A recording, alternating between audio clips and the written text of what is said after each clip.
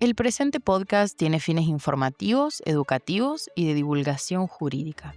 Los hechos relatados se basan en registros de medios y redes, crónicas periodísticas, documentos, documentales y expedientes de acceso público. Este análisis se realiza desde una perspectiva técnico-legal con el máximo respeto hacia las víctimas y sus familias. Rufino, provincia de Santa Fe, mayo del año 2000. Una ciudad tranquila, con alma de pueblo, en ese momento menos de 20.000 habitantes, donde todos se conocían entre todos.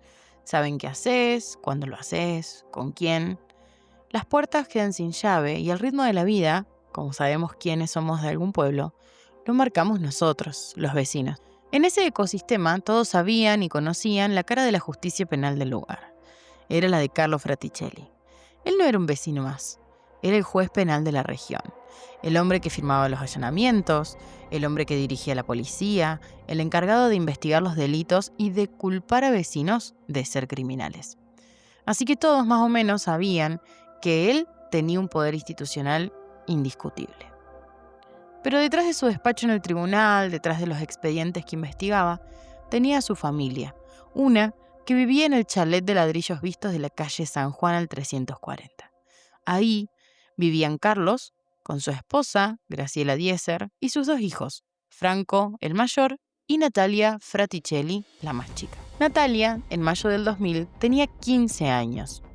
Quienes la conocieron contaron que era una chica alegre, que disfrutaba de las tardes con algunas de sus amigas, que salía a caminar por el pueblo y el centro escuchando música en su Walkman.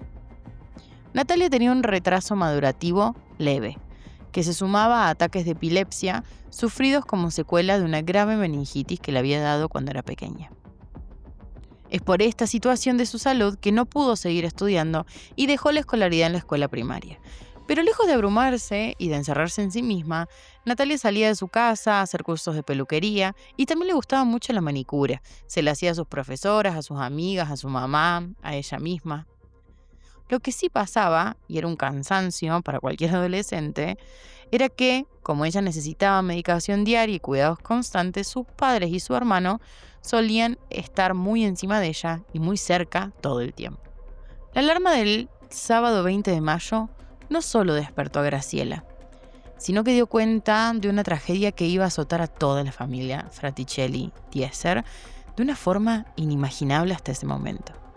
De un segundo a otro, el hombre que todos veían con cierta altura y respeto por ser el juez del pueblo, que se dedicaba a encerrar a criminales, iba a cambiar de posición e iba a ser colocado él en el banquillo de los acusados, nada más y nada menos que por el posible homicidio de su hija Natalia. Bienvenidos y bienvenidas a Puede Pasarte Podcast. Mi nombre es Milagros y en el programa de hoy vamos a analizar jurídicamente el caso Fraticelli.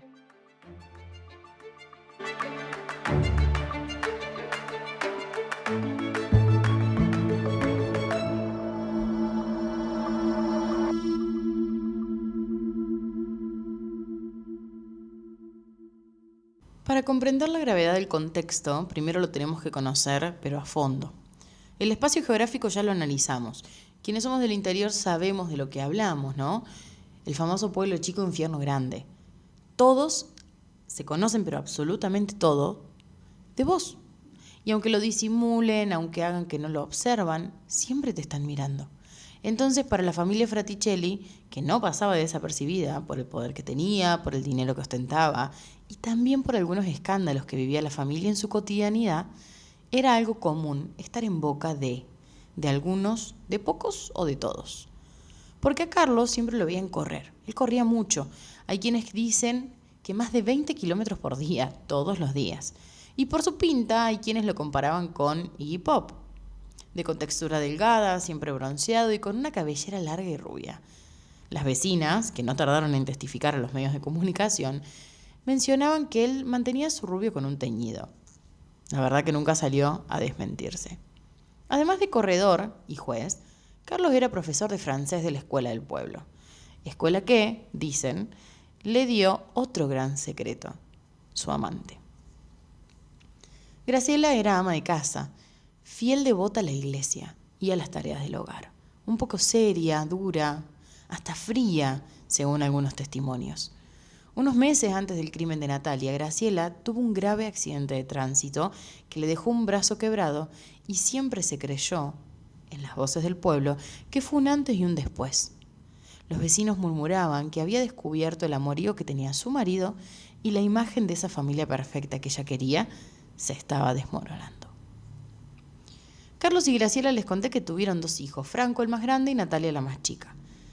Y si bien no vamos a entrar en detalles, simplemente decir que los hermanos no se llevaban para nada mal.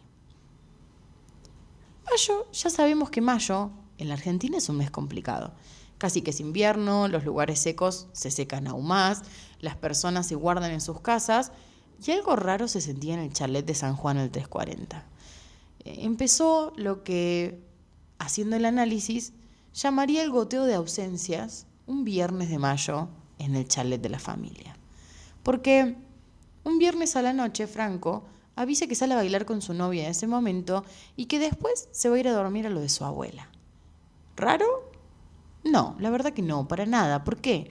Porque Franco, después se conoció, tenía un vínculo complejo con su papá, con Carlos.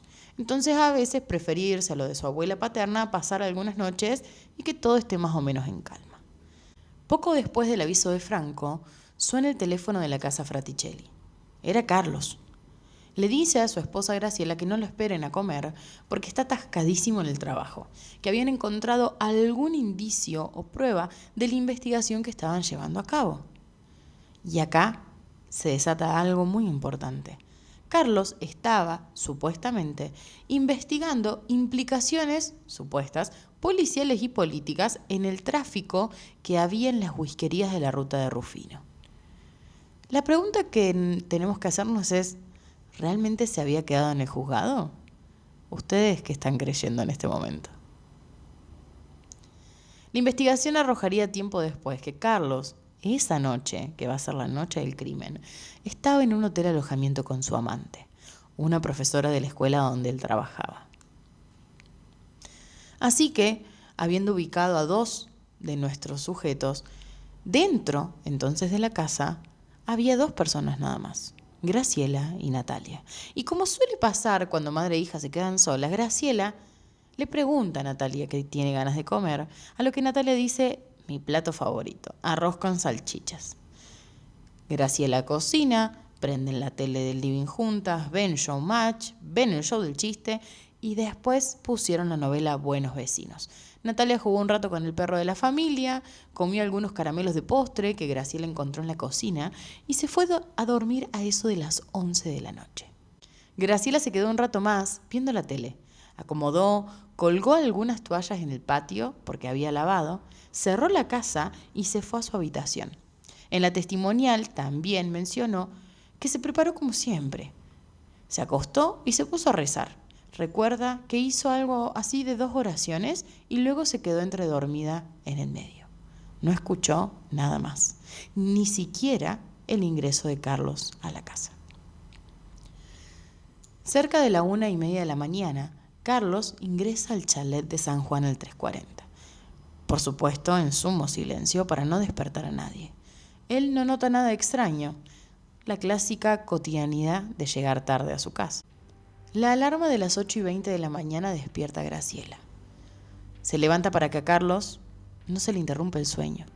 Va hacia la cocina, prepara los medicamentos matutinos que tiene que tomar Natalia y no nota nada fuera de lugar. Al subir a la segunda planta de la casa, ya testifica que una sensación sombría le recorre el cuerpo. Cuando nota algo diferente a cómo lo había dejado la noche anterior, porque hay una puerta corrediza que divide el hall del piso donde están las habitaciones. Y está cerrada esa puerta. Ella recuerda haberla dejado abierta, como siempre. Pero abre la puerta, la cruza y nota algo más, que las luces del pasillo están prendidas. Esto ya es raro para Graciela, porque siempre las apagaba. Entonces, ahí cae en cuenta que algo raro estaba pasando. Y ahí, como mencionaba ella, sentía que algo pesado estaba por pasar. Graciela avanza en el pasillo, como sin querer ver lo que había en la habitación de Natalia. Apenas puede procesar lo que ve. Conforme a su testimonio, lo primero que ve es que la luz de la mañana rebota en la habitación de Natalia porque la persiana está levantada casi 1 metro, pero Natalia está de costado y era raro. Estaba sin vida. El grito que envuelve el chalet es ensordecedor porque Graciela le pide a Carlos que vaya rápido porque alguien le había hecho algo a Natalia. La escena del crimen es escalofriante. Es por eso que después, abro paréntesis, muchos programas de los medios lo usaron como morbo mediático. Natalia tenía 2 bolsas verdes plásticas de supermercado, las de nylon, cubriéndole la cabeza. En su cuello había una bufanda de lana, y si bien era mayo, no era necesaria para la temperatura de la habitación. Sus 2 muñecas estaban cada una con pañuelos de seda atados con 3 nudos en cada mano, pero eran nudos sueltos, flojos. No estaban ejerciendo ningún tipo de presión. Y lo que sí, desparramados a su lado, había algunos blisters de pastillas. Luego, se descubrieron que eran unos potentes antidepresivos. Pero no eran de ella, porque estaban contraindicados esos antidepresivos para alguien que sufría epilepsia. Cuando Carlos llegó a la habitación, según su testimonio, como Graciela le decía que la hija no estaba fría, lo que hizo fue sacarla rápidamente de esas bolsas que tenía en la cabeza, desatarlas y llamar a un médico. Él decidió llamar al médico de la familia, que también era amigo suyo. Algunos minutos después, el médico irrumpió en el chalet, ya con algunos vecinos murmurando afuera, y determina que Natalia lleva fallecida muchas horas. No era reciente. Ahí es cuando Carlos dice algo clave para la investigación. No la primera, sino la segunda investigación. Porque dice, me la mataron. Esto me lo hicieron a mí por lo que estoy investigando.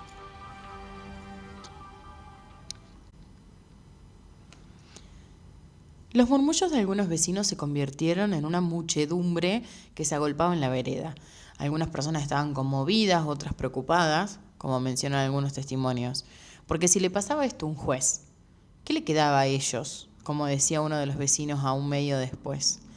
Puertas adentro del chalet, Graciela y Carlos estaban recibiendo a la policía. Cuentan que para ellos fue un ajuste de cuentas o un robo. Vamos a analizar las 2 hipótesis que dan los padres. ¿Robo? Sí, porque Carlos comenta que faltan de un mueble 2.000 pesos. Y les cuento que a plata de hoy 2.000 pesos son más de 4 millones de pesos. Son 4.338.123,59 centavos. También testifican en un inicio que había una ventana de la planta alta abierta y que tal vez habían ingresado por ahí. Pero si fue un robo, se pregunta la policía y las autoridades, ¿por qué no se llevaron nada más? ¿Por qué no revolvieron la casa? ¿Por qué no lo despertaron a él?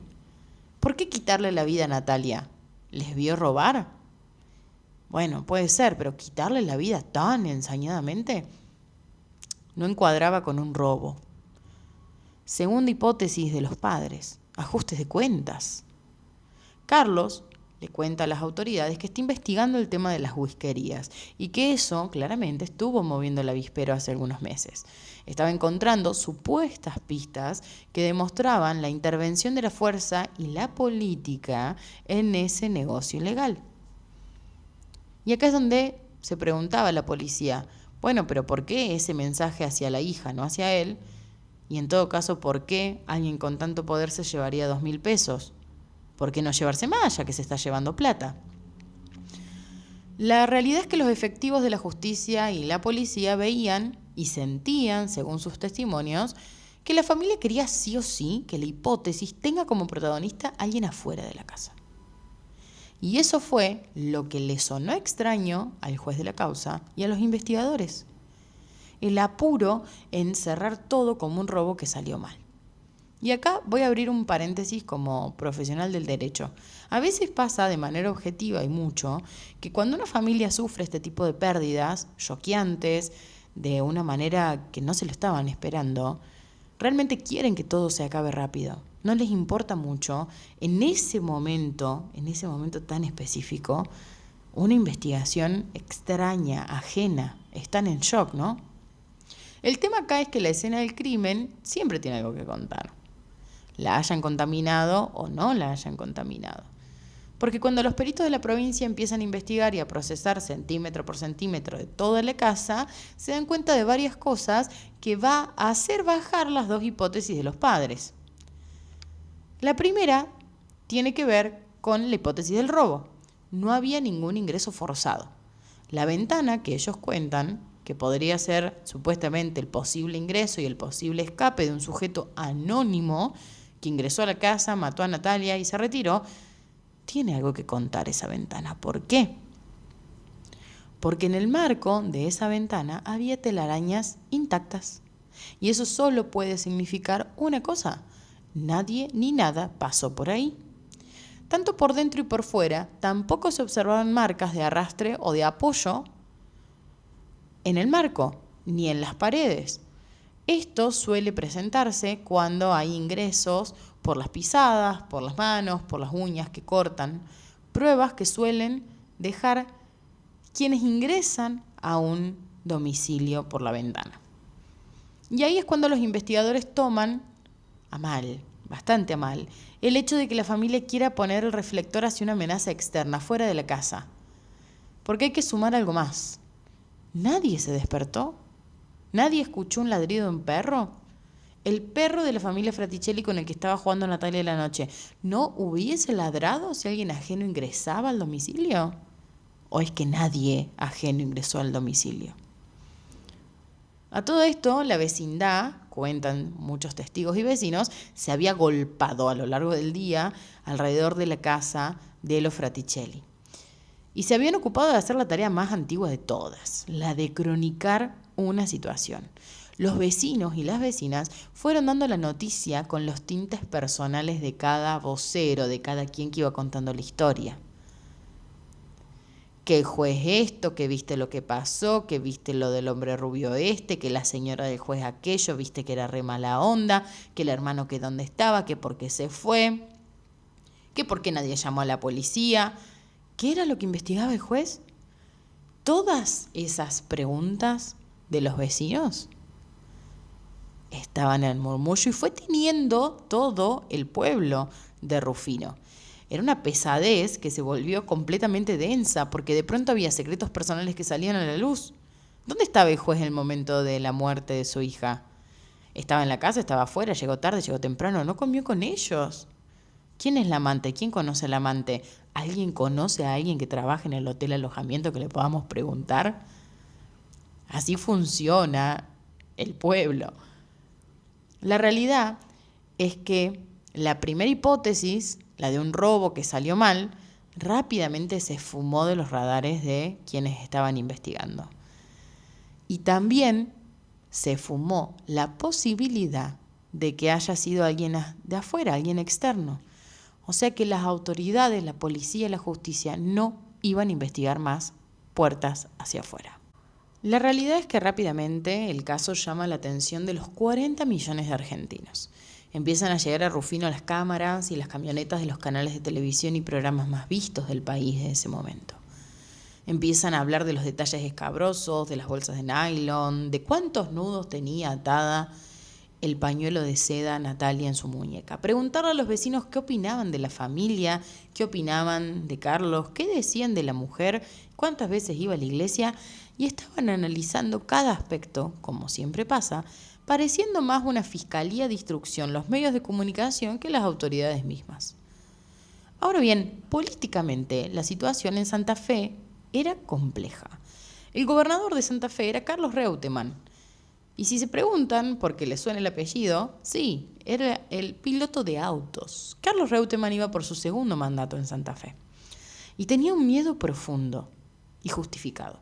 No quería que se le vaya todo de las manos, porque entró en lo que se llama un pánico político. Él no quería terminar con una intervención federal como le había pasado a Catamarca.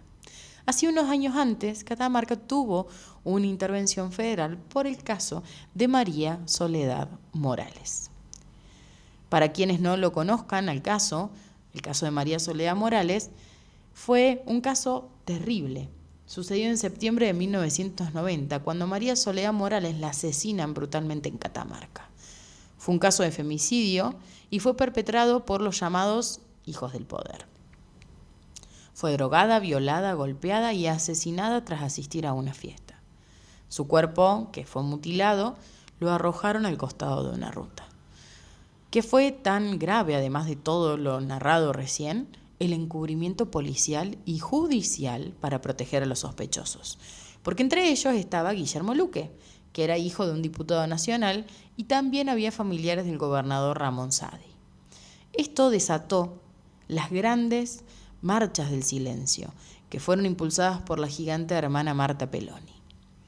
El escándalo escaló tanto, como debía ser, que el presidente de ese momento, Carlos Saúl Menem, dicta la intervención federal de la provincia de Catamarca, haciendo uso de la Constitución Nacional, remueve los 3 poderes provinciales y marca el fin de la dinastía política de los Saadi en Catamarca. Entonces, ese era el miedo de Carlos Reutemann, el piloto de autos, político, gobernador en ese momento de Santa Fe. El crimen había traspasado a Rufino, estaba afectando a toda la provincia y había llegado a los pasillos del poder político santafesino, el corazón de la política de Santa Fe. En otro escenario no habría problema, pero en uno como el argentino, en la década de los 2000, todo se mezclaba entre sí, aunque constitucionalmente esté prohibido. Y no me digan si hoy a veces no pasa lo mismo. Porque, como les contaba recién, Reutemann tenía miedo de que un manejo turbio o un manejo ineficaz por parte de la policía y la justicia santafesina, porque estaba involucrado un juez de la provincia, que era Carlos Fraticelli, provocara que el gobierno nacional interviniera en Santa Fe. ¿Cuál fue la respuesta de Carlos Reutemann a esto? Exigir un culpable pronto. Y esto no se los cuento yo, esto lo manifestó Carlos Fraticelli en una testimonial posterior, donde cuentan que le habían dado a la justicia 5 días desde el descubrimiento del cuerpo para encontrar un culpable. O sea, antes del 25 de mayo, antes de la fecha patria argentina, tenía que resolverse el problema de Santa Fe. La realidad es que nunca lo vamos a saber con certeza, pero muchos indicios apuntan a que por esta situación política se tendió lo que se conoce como una cama institucional. La justicia y la policía estaban atosigados y se dice que tienen que apuntar como asesino de Natalia a alguien. A falta de pruebas, deciden apuntar a sus padres. De esta forma también Fraticelli queda apartado de su cargo, apartado de sus causas y apartado de la investigación de las whiskerías de Rufino. Es designado juez en la causa para que investigue el doctor Carlos Rizo, y solo 4 días después, el 24 de mayo del año 2000, la madre de Natalia, Graciela Dieser, es detenida de inmediato y acusada formalmente de homicidio calificado. ¿Cuáles eran las pruebas que tenía el doctor Carlos Rizo? Se basaba en la teoría y en la hipótesis de que había sucedido un filicidio. Filicidio es el delito por el cual los padres le quitan la vida a sus hijos. Si bien es una clasificación penal, y esto a modo de paréntesis, no es un delito aparte en el Código Penal argentino y tampoco es un agravante diferenciado del artículo 80. Es solo una clasificación. Y acá vamos a hacer nuestro paréntesis jurídico número 1 de este capítulo, porque estoy segura que si venían escuchando con atención, les sonó raro el designando un juez en la causa para que investigue. Y con mucha razón si les sonó raro eso. ¿Por qué? Porque nosotros, quienes escuchamos este podcast, sabemos que quien investiga en un delito penal es el fiscal. Y el fiscal pertenece a la fiscalía, quien busca pruebas para poder acusar a alguien de un delito. Entonces, ¿por qué acá está investigando un juez? Un juez no tiene solo que juzgar imparcialmente lo que el fiscal le lleva para analizar. Bueno, déjenme decirles que el caso Fraticelli dio fin a esto que vamos a ver ahora, que los jueces, además de juzgar, investiguen. Que los jueces, además de juzgar, busquen pruebas. Imagínense que todo el peso de un proceso recaiga en una sola persona. Es una locura constitucional, es una cantidad de poder inmenso. Yo elijo si te condeno a través de las pruebas que yo busco. Eso que les cuento se llamaba proceso inquisitivo. y si le suena de algún lado, es porque viene, y el nombre lo toma, de la Inquisición. A finales del siglo XII, la Iglesia, y esto para que veamos un poco el origen de por qué se llamaba inquisitivo, la Iglesia ideó un procedimiento penal para combatir la propagación de lo que ellos llamaban las herejías. Entonces, en lugar de esperar que una víctima civil denunciara el delito, como es el sistema acusatorio, yo acuso, buscamos pruebas y se juzga, ¿no? El tribunal de ese momento de la Iglesia lo que hace es tener un rol activo, o sea, inquirir, que significa buscar y perseguir. Que busco pruebas, persigo sospechosos por iniciativa propia y después los juzgo también. De ahí nace el nombre de sistema inquisitorio.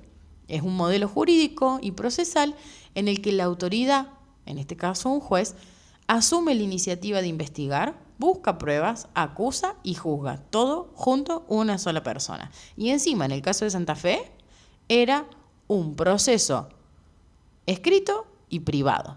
O sea, no era ni oral ni público, nadie podía saber qué sucedía en el archivo.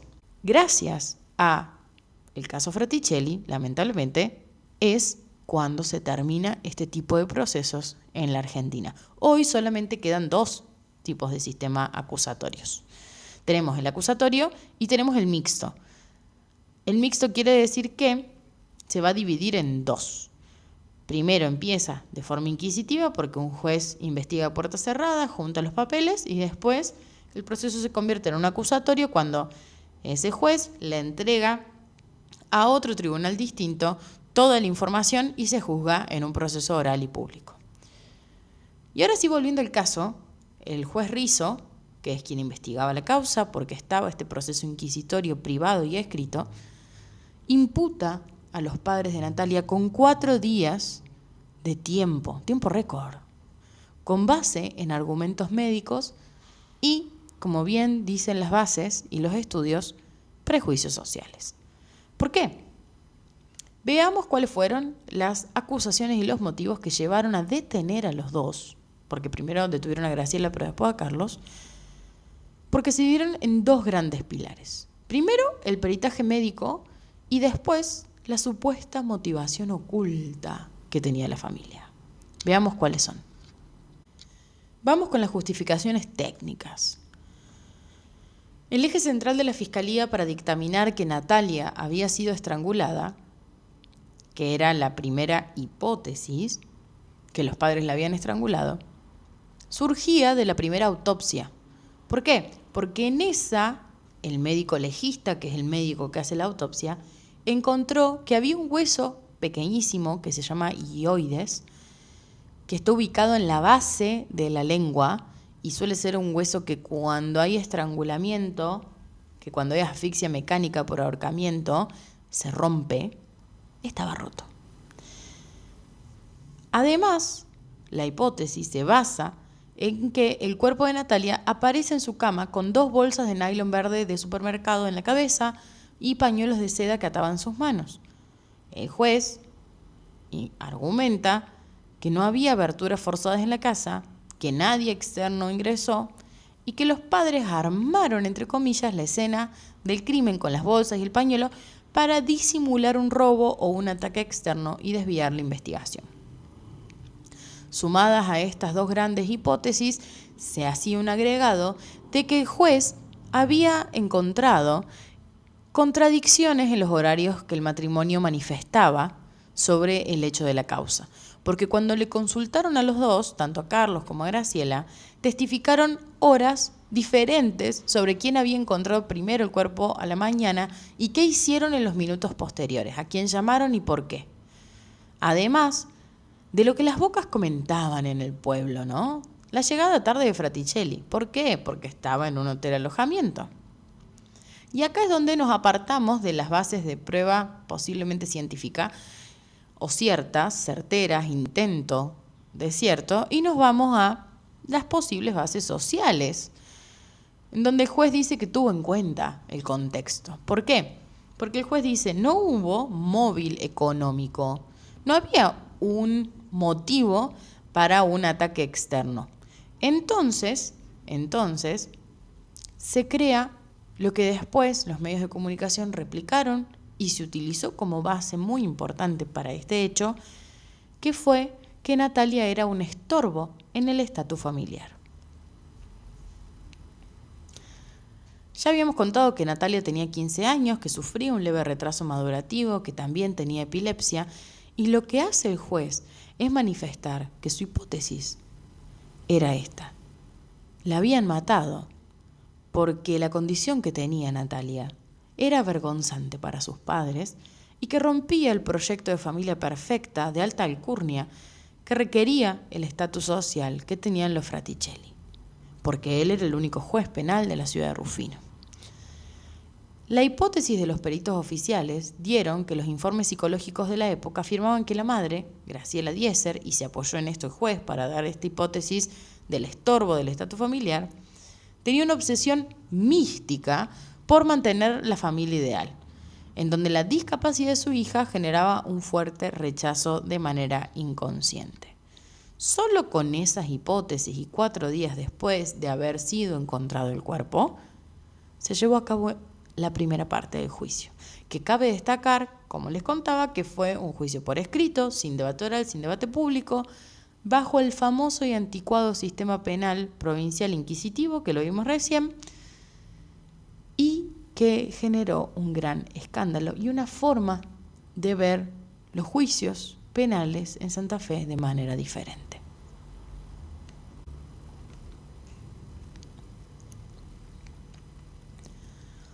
Casi 2 años después, el 14 de mayo del 2002, el juez de sentencia Fernando Vidal dicta el fallo de primera instancia, que decide condenar a Carlos Fraticelli y a Graciela Diesser a la pena de prisión perpetua porque los consideró coautores del homicidio doblemente calificado por el vínculo y alevosía de su hija Natalia, o sea, por un artículo 80 del Código Penal argentino.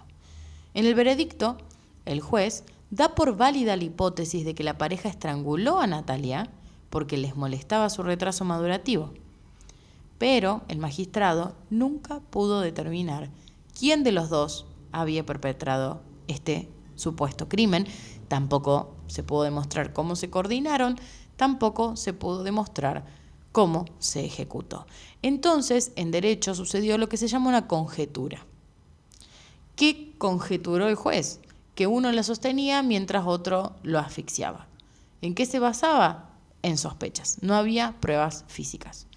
Por 4 años, en base a esto, los padres, estando detenidos, apelaron el fallo.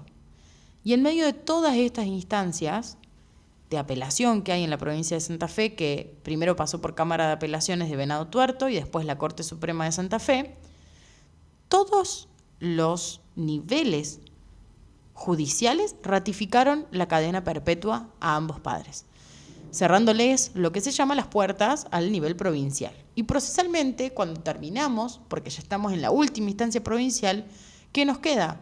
Ir a la Corte Suprema de Justicia de la Nación.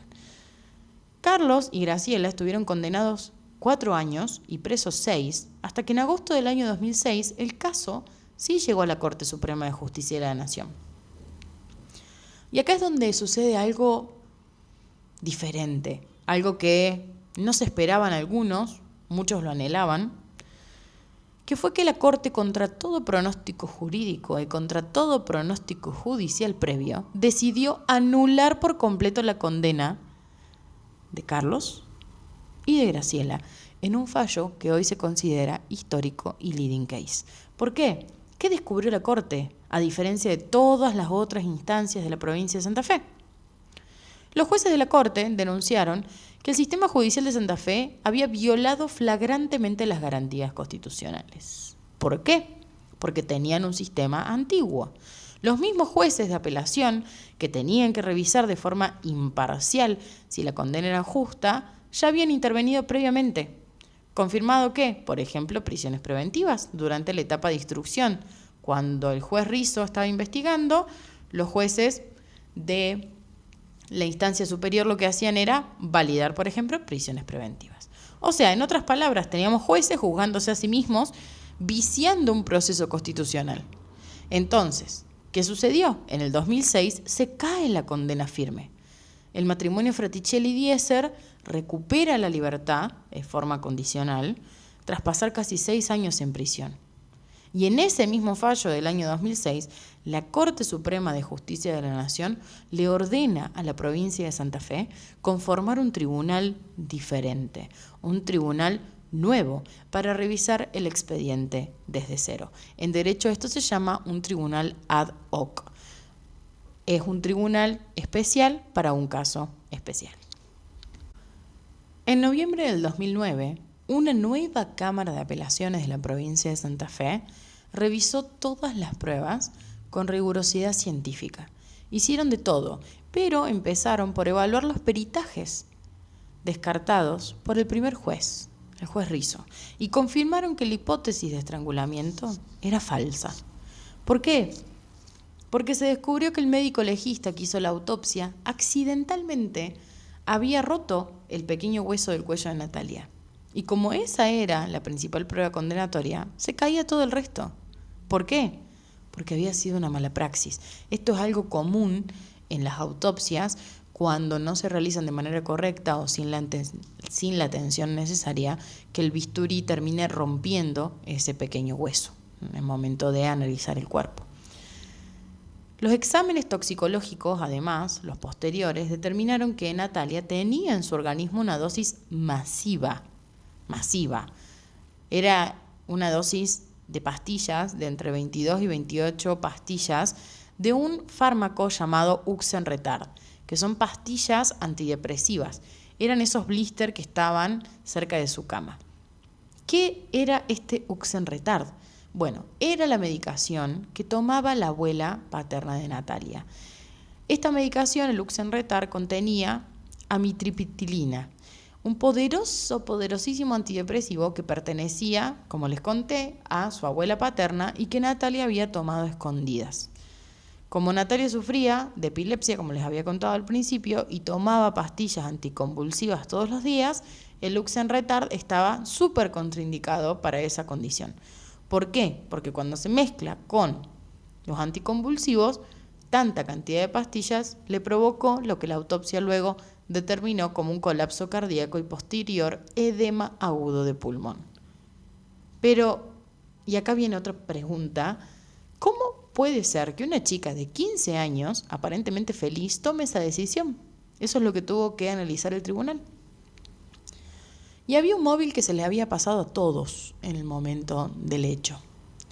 El móvil de por qué Natalia podría haber llegado a tomar esa drástica decisión. Y se descubrió cuando se prestó atención a su diario íntimo y a su entorno, a las cosas que había en su habitación y a sus amistades. Según testimonios del momento, Natalia tenía un profundo deseo de encajar, como toda adolescente, pero recordemos su situación personal de salud. Y uno de esos anhelos era tener un novio. Entonces, durante semanas, Natalia estaba muy contenta porque estaba recibiendo cartas de amor, llamados de un supuesto enamorado de ella, un enamorado secreto, que lo conocimos después como Walter R. Walter R. era una persona de verdad, existía. Y él le había dicho a Natalia que se encontraran en una fiesta de 15 que iba a suceder ahí en Rufino, porque él le iba a declarar todo su amor a ella. Y ella estaba tan ilusionada de conocerlo, de estar con él, que iba a ir a la fiesta, aunque no haya estado invitada. Ella asistió igual. Se cambió, se preparó y se fue. Quiso ingresar y a pesar de que la rebotaran, terminó afuera, humillada. Testimonios de esa fiesta dicen que ella estaba gritando que la dejen pasar, que le estaba esperando Walter, que era la hija del juez. Pero, ¿qué pasó? En ese mismo momento, a Natalia la humillaron algunas chicas del pueblo, porque descubrió de esa forma que Walter R. nunca le estaba hablando a ella. Él nunca había escrito ninguna carta ni la había llamado por teléfono. Todo había sido una gran burla, una burla cruel. Yo ni le diría burla, la verdad. Fue un acto armado por un grupo de chicas del pueblo en contra de ella. Según una hipótesis en esta segunda investigación, una investigación más certera, más seria, más científica, la decepción y la humillación pública para Natalia fueron devastadoras. Ella, después de esa fiesta, que se supo se había escapado de su casa, regresó completamente en una crisis emocional y que la acarrió a, en un futuro, consumir estos medicamentos. Su madre, Graciela, siempre sostuvo, al igual que Carlos, que fue un suicidio. Los dos, al no existir ninguna certeza de un homicidio, porque como les había contado, se caía todo en el caso de que ese hueso haya sido quebrado por mala praxis, pues entonces fueron absueltos. Al final, hubo 2 padres condenados durante 6 años, presos sin pruebas suficientes, acusados de asesinar a su hija, y una justicia obligada a fallar políticamente por un expiloto de autos de carrera. Esto que les cuento claramente fue un golpe emocional enorme en esta vida humana para Graciela. Porque no solo había perdido a su hija, ella siempre atestiguó que la cuidó mucho, que hubiese dado la vida para que ella esté. A Graciela también la condenó un proceso social y políticamente negativo antes que la justicia pueda manifestarse. Por eso que Graciela decidió quitarse la vida y volver a reencontrarse con Natalia en el año 2012, en abril del 2012, en el departamento en el que vivía en Rafaela. Dejó en este plano 4 cartas que las expuso prolijamente para que las encuentren. Una era para su hijo más grande Franco, otra para su pareja de ese momento, otra para una prima que la acompañó mucho y otra para el juez de la causa. El contenido de las cartas reflejaba claramente el dolor que ella sentía y que ya no podía tolerar más, de no poder ver a su hija, de que la culpen, de todo lo que había vivido, y de que Natalia la visitaba todas las noches y que ella no aguantaba más y que ella se quería reencontrar con su hija. Graciela lamentablemente no pudo ver su propia absolución, no pudo observar cómo la justicia daba pasos hacia atrás y le pedía disculpas. A veces los tiempos de la justicia, que nos pasa como abogados, como abogadas o como profesionales que nos dedicamos en parte al derecho, nos cuesta decir estamos a los tiempos de la justicia, pero los tiempos de la justicia son tiranos, mucho más aún cuando tiene que ver con los casos humanos, porque no acató Santa Fe lo que la Corte le pidió. Por eso Graciela, en parte, no aguantaba más, porque hasta febrero del 2016, la justicia de Santa Fe intentó con todos los recursos que tenía revertir la absolución de Carlos y revertir la absolución de Graciela. No lo logró. Y la Corte Suprema de Justicia de la Nación terminó cerrando ese caso para siempre. ¿Por qué? Porque lo hizo cosa juzgada, y eso en el derecho significa que nunca más se va a poder juzgar ese mismo hecho, ni a las mismas personas intervinientes, ni al mismo objeto del juicio. Por este papel del Poder Judicial de Santa Fe, toda la provincia se vio obligada a transformar por completo su sistema, por completo sus leyes, abandonando el sistema que contábamos antes de los juicios escritos, secretos, inquisitivos, donde el mismo juez juzga, el mismo juez investiga, y tuvo que modernizarse. Mi pregunta es, ¿hacía falta que esto pase para modernizar un sistema procesal penal? ¿Y qué pasó con Carlos? Carlos Fraticelli intentó rehacer su vida, adoptó un perfil mucho más bajo y siempre se quedó en su misma casa, en Rufino. Después de que quedó libre y obtuvo su absolución definitiva, quiso ejercer como abogado particular. Cuando quedó firme la inocencia, lo que hizo Carlos fue todos los trámites de matriculación en el Colegio de Abogados de Venado Tuerto para poder volver a ejercer de forma privada en el ámbito penal que tanto le apasionaba y también en el civil. Y durante los años de transición judicial, Fraticelli se dedicó a dictar clases en el Colegio Secundario de Rufino. Como todos se pueden estar preguntando, ¿Carlos hizo algo en contra de la justicia? ¿Los demandó? ¿Qué pasó? Bueno, inicialmente Carlos demandó al Estado por una millonaria enorme indemnización y exigió ser restituido a su antiguo cargo, pero en el mismo 2016 llegó a un acuerdo con el gobierno de Santa Fe y el ex juez desistió de volver al Poder Judicial a cambio de que le den la jubilación como magistrado.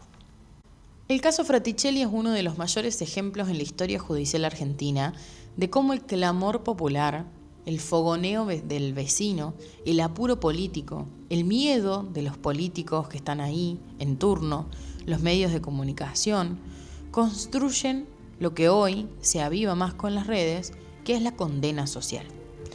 Porque en este caso forzó a una condena legal sin pruebas reales.